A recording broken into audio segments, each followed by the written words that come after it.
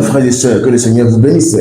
Que le Seigneur vous bénisse parce que sa bénédiction est sur toute la terre, mais particulièrement sur ses enfants. Aujourd'hui, c'est un nouveau jour. Qu'il vous souvienne que nous avons commencé une nouvelle série qui a pour thème Tout est accompli. J'espère que l'introduction que j'ai faite il y a quelques jours, vous l'avez visionné, vous avez envoyé aussi les liens à des gens, à des amis, à des chrétiens, à des personnes qui sont intéressées par la parole et qui voudraient grandir dans le Seigneur. Alors, je vous avais promis de vous revenir très vite parce que je vous avais dit que c'est un thème que je trouve très très intéressant et qui, s'il n'est pas cerné par l'enfant de Dieu, les enfants de Dieu que nous sommes, nous ne serons pas équilibrés. Nous aurons alors une vie chrétienne déséquilibrée. Voilà, nous allons promener des regards inquiets. Alors aujourd'hui, je vais faire une courte prière et je vous reviendrai. Seigneur, que pouvons-nous faire sans toi? Tu l'as dit dans ta parole et nous-mêmes, nous sommes arrivés à prendre conscience de cela, que sans toi, nous ne sommes rien. Nous ne sommes rien du tout. Voilà pourquoi nous voulons te laisser la conduite, Seigneur, de cet enregistrement. La conduite de ce qui sortira de ma bouche. La conduite de tout ce qui se passera dans ce studio afin que tu prennes ta gloire. Permets aussi que tous ceux qui vont visionner, visualiser, regarder cette vidéo puissent se mirer dans le message que tu es sur le point de nous communiquer à nous tous. Permets que ce message fasse du bien à plus de personnes qu'on ne peut s'imaginer. Permets que cela soit une bénédiction pour quelqu'un qui en a besoin maintenant. Permets que ça continue d'être une bénédiction pour les gens et que la vision, le projet pour lequel tu as permis que ce message soit communiqué soit atteint. C'est dans le nom puissant de notre Seigneur Jésus que j'ai prié. Amen. Alors, je suis revenu aujourd'hui comme je vous l'avais promis, et aujourd'hui nous allons commencer à voir. Qu'il vous souvienne que dans l'introduction, j'avais dit, et c'est Jésus qui a dit, tout est accompli. Il a dit, tout est accompli. Et aujourd'hui, j'aimerais commencer à vous parler déjà de ce qu'il a accompli. Parce que si tu ne sais pas ce qu'il a accompli, comment est-ce que tu peux t'identifier à ce qu'il a fait? Comment est-ce que tu peux prendre avantage de ce qu'il a fait? Comment est-ce que tu peux être bénéficiaire de ce qu'il a fait? Alors, je vais donc lire d'abord un verset biblique. Ce n'est pas le seul que je vais lire aujourd'hui. Je vais en lire quelques. Je vais lire d'abord 2 Corinthiens 5. Je vais lire le verset 19, seulement ici, le verset 19. En effet, Dieu était en Christ, réconciliant les hommes avec lui-même, sans tenir compte de leurs fautes.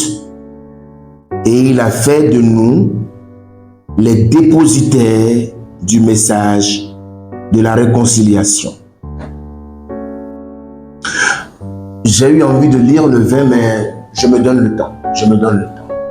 Alors, je vais vous expliquer, oui, dans cette vidéo, ce que Christ a vraiment fait.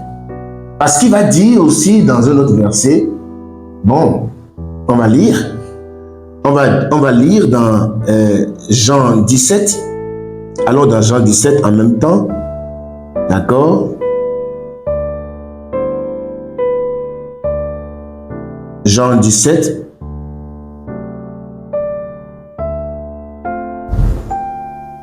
Je vais lire le verset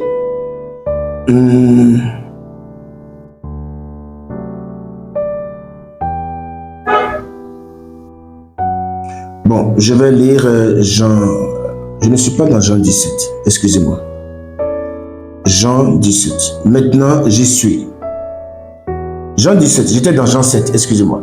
Jean 17, je lis le verset 4. J'ai fait connaître ta gloire sur la terre en accomplissant l'œuvre que tu m'as confiée. Alors, j'aimerais que vous compreniez que Jésus était en mission sur terre. Je disais que tu vas t'identifier à ce message parce que tout ce que Jésus a fait, c'est ce que nous devrions faire. Pour dire que si Jésus a pu dire tout est accompli, son objectif est que toi et moi, nous disions aussi tout est accompli au soir de notre vie sur terre. Mais malheureusement, tout le monde ne dit pas ça. Et tout le monde ne dira pas ça. Nous sommes en mission, frères et sœurs. Ça devrait te donner beaucoup à réfléchir. Jésus va dire, tout ce que tu m'as demandé à faire, la mission que tu m'as confiée, je l'ai accomplie. Il ne reste rien que je n'ai accompli de la mission que tu m'avais confiée. Très important. Donc nous sommes en mission. Qu'il vous souvienne que, ne vous en faites pas, je reviens sur 2 Corinthiens 5, qu'il vous souvienne que Jésus, sa venue a été prédit. Mais pourquoi ne comprends-tu pas que ta venue aussi a été prédit? Comprends qu'il est né de la lignée de David. C'est pourquoi toi aussi tu es né de la famille ou des familles desquelles tu es né. Alors, ben, tu vas me dire que tu souffres beaucoup. Comprends que Jésus a souffert aussi.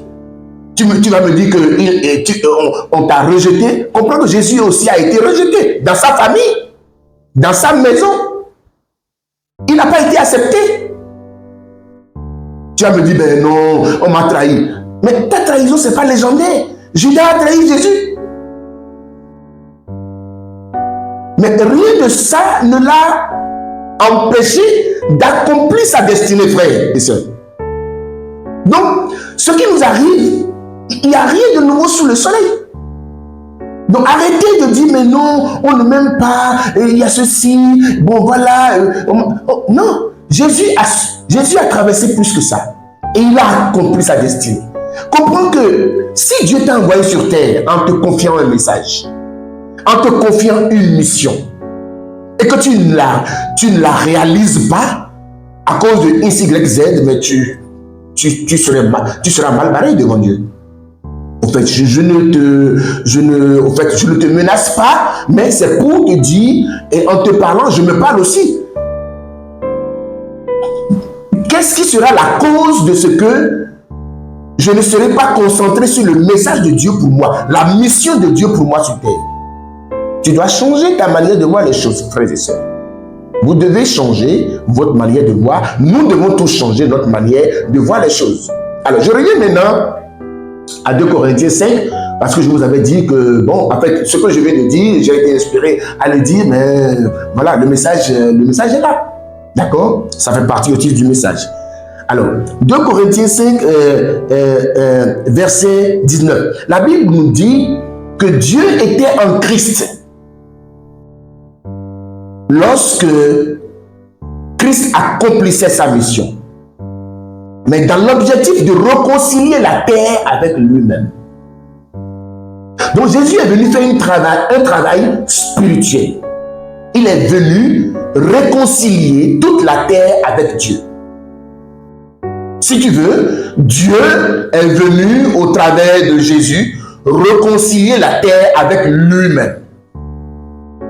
Et tu vas me dire, mais pourquoi? Parce qu'il y avait un gros problème entre Dieu et la terre. Ben oui. Il y avait un très grand problème entre Dieu et les hommes terrestres. Et les hommes qui sont sur terre. Parce que Dieu rendait visite à l'homme dans le jardin d'Éden. Après, bon voilà, il s'est fait tromper. Et quand il s'est fait tromper, bon voilà, Dieu l'a chassé de sa présence. Dieu n'avait plus d'acquaintance avec l'homme. C'est pourquoi depuis l'on est pécheur. Pourquoi? On est séparé de Dieu. L'homme est séparé de Dieu. Donc Dieu ne pouvait rien faire de sérieux avec l'homme. quoi qu'il soit le Dieu, le créateur de l'homme, il ne pouvait rien faire de sérieux avec lui parce que il ne s'identifiait pas à l'homme. L'homme était séparé d'avec lui. Est-ce qu'il vous est déjà arrivé de remarquer que dans la Bible, avant que Jésus, ne guérisse les gens dans la Bible, il leur dit souvent, tes péchés te sont pardonnés. Oui, c'est cela que Jésus apostrophait, la séparation d'avec Dieu qui est présente entre Dieu et l'homme. Parce que si Dieu n'agrée quelqu'un, il ne peut rien lui faire. Si Dieu n'accepte quelqu'un, ne valide quelqu'un dans sa présence, n'accepte quelqu'un dans sa présence, il ne peut rien lui faire. Tu peux croire que tu t'es levé le matin, tu n'as pas menti. Ce n'est pas parce que tu n'as pas menti que tu n'as pas péché. Tu as péché à cause de ton état. Ce n'est pas parce que tu as fait quelque chose que tu as péché. Voilà comment Dieu voit le péché. Et si vous voulez, je vais vous lire un verset biblique dans Romains. Il y en a plusieurs. Lisons Romains 4. Lisons Romains 4. Romains 4, ne vous en faites pas, le Seigneur fera du bien dans cette communication. Romains 4, verset 8. Heureux l'homme au compte de qui le Seigneur ne porte pas le péché. Tu entends? Heureux l'homme au compte de qui le Seigneur ne porte pas le péché. Et à accent aigu. Gloire à Dieu. Très important. Donc, la chose que Jésus a accomplie, il va dire, tout est accompli. Il veut dire, maintenant, j'ai fait tout ce que je devrais faire. Mais qu'est-ce qu'il a fait? Qu'est-ce qu'il a fait? J'ai dit tout à l'heure que Dieu, en Jésus, a réconcilié la terre avec lui-même. Mais comment ça s'est passé? Ça s'est passé par le rachat qu'il nous a accordé. Je vous explique. En bref. Lorsque l'homme est allé avec l'ennemi, avec Satan, il est devenu propriété privée de Satan. Écoute-moi, il n'y a pas un homme sur terre sans Christ qui n'appartient pas à Satan. C'est moi qui ai dit ça. Et c'est biblique. Et je veux, si vous voulez en débattre, on peut en débattre. En présentiel, ne vous en faites pas. Il n'y a pas un homme sur terre, je me fous qu'il ait l'argent, qu'il n'ait pas l'argent. Il appartient à Satan. Un homme sans Dieu. Maintenant, l'œuvre de Jésus, qu'on appelle le rachat, parce que le plus grand prix a été payé, permet à Jésus de reprendre tout pour lui-même.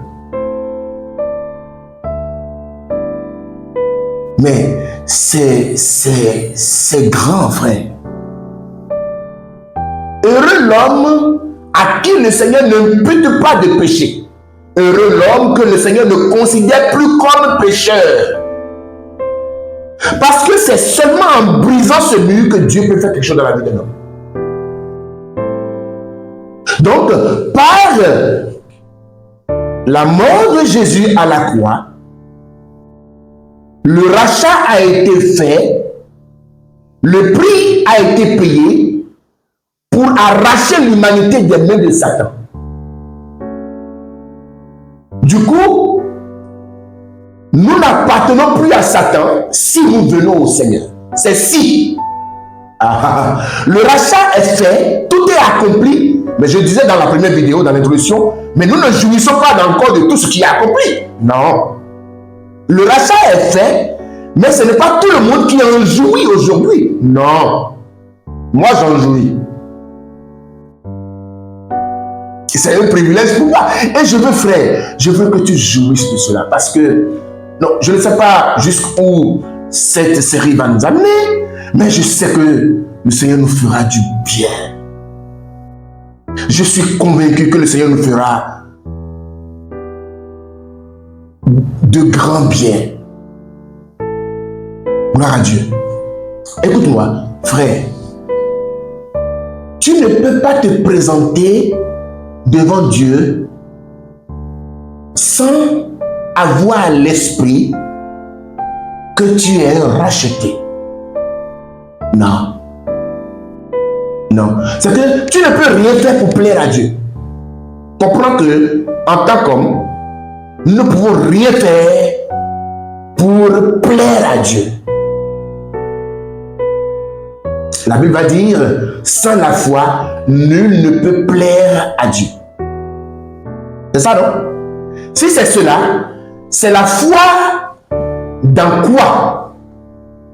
Et là, c'est au cas par cas, il faut appliquer cette parole. Si par exemple, quelqu'un veut venir au Seigneur aujourd'hui, parce qu'il écoute ce message,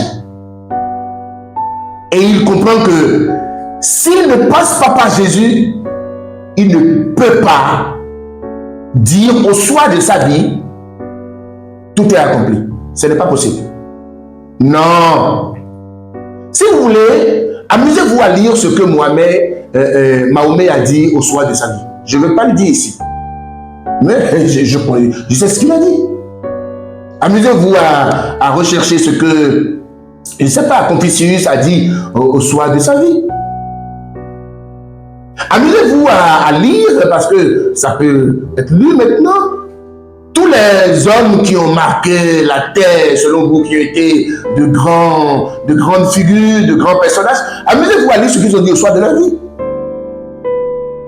Et vous qui avez vécu auprès de grandes personnalités et qui avez été témoins des dernières minutes de leur vie, vous avez des témoignages.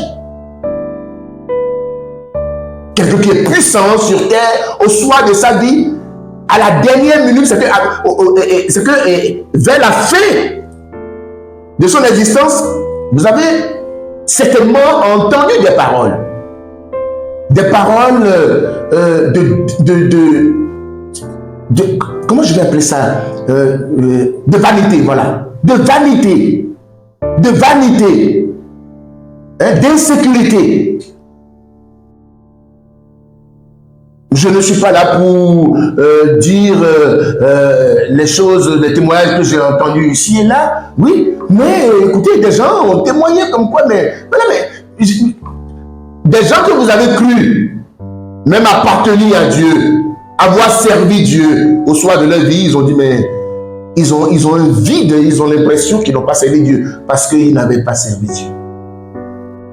Ils ont montré aux hommes qu'ils servaient Dieu, mais ils servaient quelqu'un d'autre. Ils ne pouvaient pas dire tout est accompli. Non. Ça veut dire quoi, frère? Comme Jésus, nous sommes envoyés. Nous sommes envoyés par Dieu pour accomplir une mission. Une mission dont Dieu nous a dotés. Dieu nous a assigné cette mission, d'accord? Maintenant, comprenez que si nous ne rencontrons pas Jésus, ou si Jésus ne nous rencontre pas, nous ne pourrons pas accomplir cette mission. Et nous allons en rendre compte. C'est ce que les gens ne savent pas. Nous allons en rendre compte. Que tu aies connu le Seigneur sur terre ou pas, tu as vu Dieu au travers de la création. Tu as vu Dieu au travers de la création, au travers de la nature, au travers des hommes, au travers même des animaux, des plantes. Tu as vu Dieu. Nous serons jugés selon des critères différents. C'est Dieu qui en décidera. Et aujourd'hui, j'aimerais vous exhorter à comprendre que si nous ne venons pas à dire comme Jésus, nous avons accompli notre mission, ça veut dire que quelque part, nous ne serons pas agréés par Dieu. Et pour ce faire, nous devons accepter l'œuvre que Christ a accomplie pour nous. Nous devons nous identifier à lui Je viens de vous citer, je viens de vous dire brièvement, même si je n'ai pas lu des versets bibliques, comment il est né, comment est-ce que sa naissance a été prédite. Donc, tu n'es pas, au fait, une erreur sur terre. Tu n'es pas un hasard sur terre. Non, tu n'es pas venu par hasard. Le Seigneur a permis que tu sois là. Et si le Seigneur a permis que tu sois là, tu as une mission. Tu as une mission. C'est pourquoi la vie humaine doit être plus chère aux yeux des hommes que nous sommes. La vie humaine n'est pas chère à nos yeux. Vous savez pourquoi? Parce que on pense que l'homme est créé comme, comme des animaux. L'homme n'est pas un animal. Non. L'homme n'est pas un animal qui a progressé. Parce que l'Esprit de Dieu est dans l'homme qui reçoit le Seigneur. Très important. Donc, j'aimerais que tu comprennes une chose qui est très importante. Aujourd'hui, je suis venu, mon objectif, c'est de te dire cette seule chose. Il a accompli sa mission parce qu'il avait une mission. Et il a accompli cette mission pour réconcilier la terre, les humains, avec lui-même. C'est Dieu qui a accompli cette mission. Si tu ne rentres pas dans ce processus, si tu n'es pas enrôlé dans ce processus, tu ne peux pas dire au soir de ta vie, tout est accompli. Je crois que je vais m'arrêter ici aujourd'hui et je vous reviendrai. Pourquoi? Pourquoi pas? Je vous reviendrai et ne soyez pas pressés. J'ai parlé avec quelqu'un qui a dit, il a écouté l'introduction, mais il en veut plus, il en veut plus, il en veut plus. Oui, bien sûr. Ne vous en faites pas. Je vous reviendrai très vite pour la suite. Mais avant, j'aimerais permettre à quelqu'un, donner l'occasion à quelqu'un de recevoir le Seigneur. J'aimerais te conduire au Seigneur. Au fait, ce que le Seigneur a fait est une chose. Mais tous ceux qui n'accepteront pas cette chose, au soir de leur vie, ils vont endosser les responsabilités. D'accord? Donc c'est pourquoi je vais te passer des mots simples. D'accord? Le Seigneur a dit, vous avez reçu gratuitement, donnez gratuitement. Je vais te passer des mots simples. Mais ce que je veux de toi, c'est que tu sois sérieux avec toi-même. Sois sérieux avec toi, sois sérieux avec le Seigneur. Tu es dans ta chambre, et tu regardes cette vidéo. Tu es dans ton salon, tu es assis, tu regardes avec des frères. Si vous n'avez pas encore fait cette étape de la nouvelle naissance, je vous permets de la faire. Répète après moi, Seigneur Jésus, j'ai écouté ta parole. Et j'ajoute foi à ce que je viens d'entendre. Comme quoi ton objectif était de venir me réconcilier à toi. Aujourd'hui, j'accepte cette réconciliation que tu as réalisée entre toi et moi. Je t'accepte donc dans ma vie comme mon Seigneur et mon Sauveur personnel, afin qu'au soir de ma vie, je puisse dire tout est accompli et surtout revenir à toi et rester dans ta fidélité, dans ta félicité.